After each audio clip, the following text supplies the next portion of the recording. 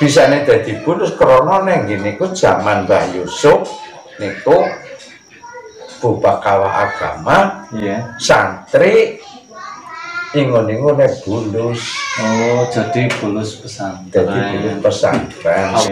Santri ingon-ingone bulus. Oh, jadi bulus pesantren. Jadi bulus pesantren.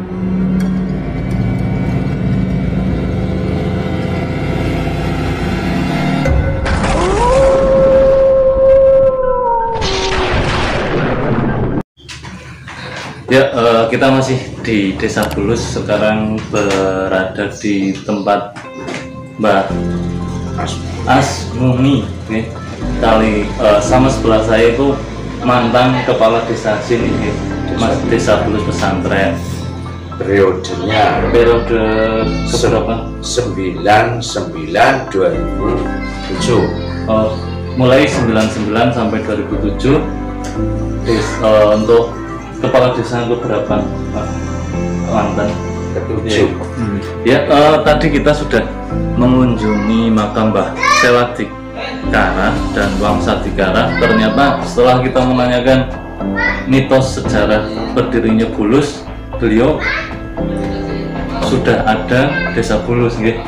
Desanya Bulus pesantren namanya pada saat itu kerajaan. Oh, kerajaan. Dan ternyata yang membuka kawah Desa Bulus atau yang dulunya kerajaan itu Semauria. Iya, yang kerajaan itu Semauria. Nah, kebetulan untuk daerah lokasi pembukaan itu di perbatasan dan berlokasi di makam Mbah Seladikara dan Wang Sadikara. Terus ya, oh ya, sebelumnya kita perkenalkan dulu dengan sinten, Mbak? Tetap jenengan Asmane. Oh, Asmumi. Nggih, salaman Mbak Asmumi nggih.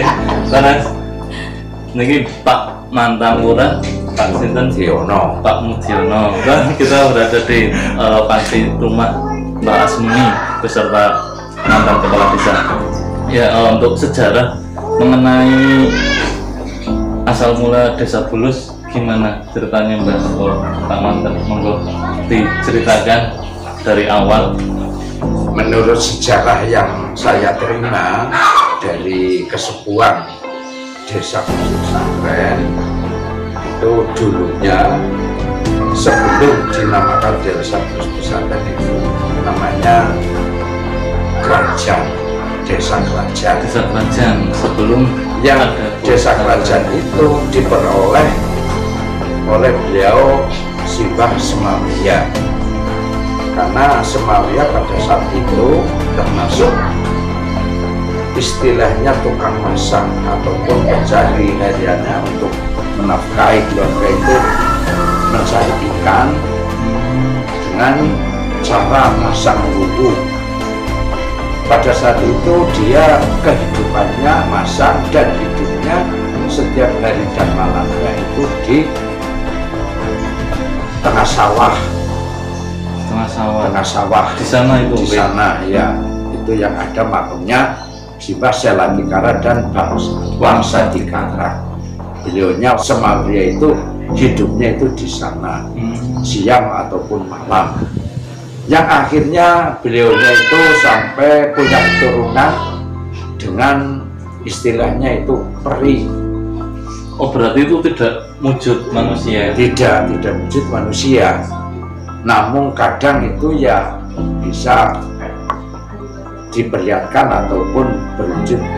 Kalau sewaktu-waktu ada apa itu ya memang bisa, itu istilahnya bisa menjelma seperti manusia.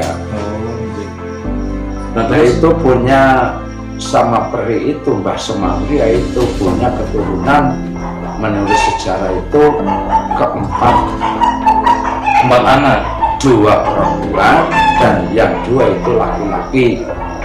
Yang perempuan itu undangannya itu bisu dan lempar, dan kalau yang laki-laki itu kelantang dan kelakdo. Pada saat itu desa Bulus Pesantren itu belum ada dan desa kerajaan itu pun belum ada, masih punya sengketa dengan Mbah Kopek desa Waluyo, sama-sama tukang masang itu Mbah Kopek, yang akhirnya saling berebut. Kalau Mbah Kopek istilah bubakawahnya itu pakai api, di mana yang kejatuhan latu dari api itu diakui oleh Mbah Kopek. Itu sampai ada desa ataupun tanah Waluyo itu ada yang di daerah Kecamatan Liro, Jati Malang itu ada. Dan di daerah Tambak Kerja itu ya ada, itu tanah desa Waluyo. Pada saat itu desa, khususnya desa Bulus pun mau direbut oleh Mbah Kopek karena ada yang kejatuhan latu dari api tersebut. Namun oleh si Mbah Semanggia itu dihadang dan tidak diperbolehkan, sehingga terjadi bertengkar. Ya, bertengkar dengan cara apapun, yang akhirnya yang punya kemenangan itu Mbah Semanggia. Yang terakhir, karena dia itu masih menganggap belum merasa kalah Mbah Kopek, akhirnya itu adu keseter. Mbah Kopek punya pikulan yang untuk mikul wuwu, Semanggia pun punya pikulan untuk mikul wuwu. Pada suatu saat dari yang pemikul wuwu itu ditaruh di tanah, ditanam di tanah, mana yang paginya itu yang istilahnya tumbuh, itu yang punya kemenangan. Namun akhirnya yang tumbuh ternyata punya Semanggia. Itu dalam jarak satu malam. Dan itu sudah perjanjian.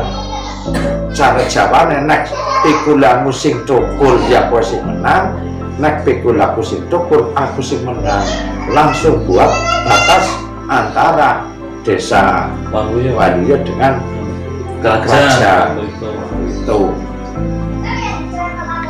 Terus cerita yang makan ya, makanya itu sebelum itu, sebelum penanjaban wuwu, biarpun itu sudah merasa sana seharusnya sudah kalah, itu istilah makan tanah itu sana sudah kalah, namun belum mau dikalahkan, masih ada istilahnya pertengkaran lagi yang akhirnya perebutan tanah lagi.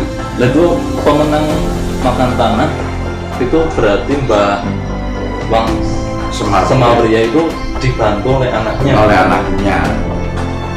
Karena nggak kelihatan, padahal tanah itu tidak dimakan, mungkin hanya lewat di sebelah kepala bagaimana.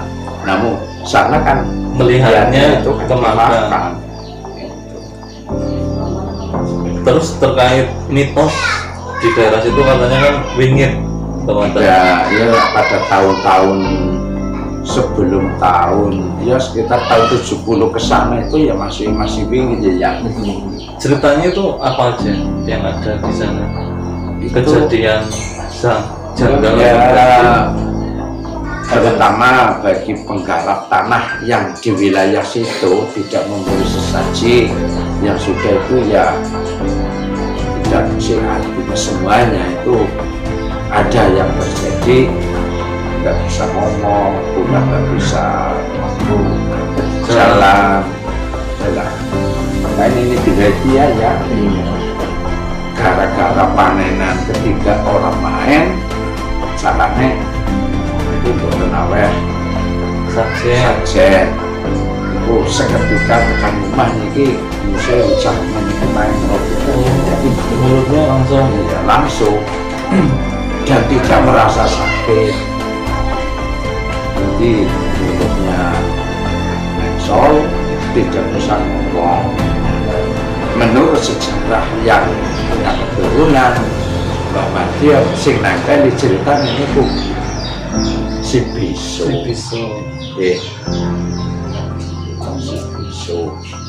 Kaki Surya awes saja gara-gara kurang orang anak gedang ambone balik ngeromel kesurupan jaluk gedangnya orang anak aku jaluk gedang ngomongnya kayaknya kayak dulu yang nyembuhin Mbah bisungnya Marsudi. Oh ibu Mbah Marsudi. Namun itu panen sing boten ngerti niku antara Semalia kali Seladikara niku nyambungin ini panen katanya vakum orang nama sejarah ya. Silsilahnya tidak ada, cuman kok kebetulan makamnya di sana. Di sana dan tanah itu yang miliki pun itu Seladikara pada saat itu kali bangsa Palida. Masa Palida pun kebetulannya Seladikara. Remane Seladikara, bangsa Jakara, bangsa Palida. Nek wong tuane nembe niko niku bangsa Palida. Terus kaitannya ada nggak sayembara Bupati Ambal dengan Bocor? Kaitannya ada dulu ya sayembara zaman kami apa nasehakan sing resmi sing di JPH Kudus kalau hak Palida ya. Oh jadi saksi. Iya. Soalnya nek wong bojone Seladikara ceritanya ya wong Ambal. Oh ceritanya jadi ngubur Bu nanti ya. Berarti untuk lokasi makam Mbah Wangsa Beria Semabria tidak ada gitu. Bu nanti. Soalnya sasambune niku wonten ing peperangan itu menggurine niki terus hilang ceritanya. Terus kemana? Adanya desa Bulus yang dulunya itu kan pedukan kerajaan, kan gitu. Desa kerajaan terus wetan desa Banyusari. Berarti dua desa ini. Desa Karanganyar. Oh tiga desa. Nah itu terus kumpul jadi Bulus yang menyatukan siapa terus? Yang menyatukan itu tahunnya orang ngerti, sing akhirnya niku disatukan pilihan lurah zaman Dodok kan ya. Iya. Di sing kuliah keh karo Rosa, sing Dodok nang ngene, gue sing kemenangan. Lah kok jadi Bulus pesantren namanya? Bisa nih jadi Bulus krono neng gini ku zaman Mbah Yusuf. Niku Bupakawa agama, santri, ingon-ingon Bulus. Oh, jadi Bulus pesantren. Jadi Bulus pesantren. Santri, ingon-ingon Bulus. Oh, jadi Bulus pesantren. Ya, demikian dari kami, kurang lebihnya mohon maaf. Wabillahi taufiq wal hidayah. Wassalamualaikum warahmatullahi wabarakatuh. Waalaikumsalam. Mantap semua.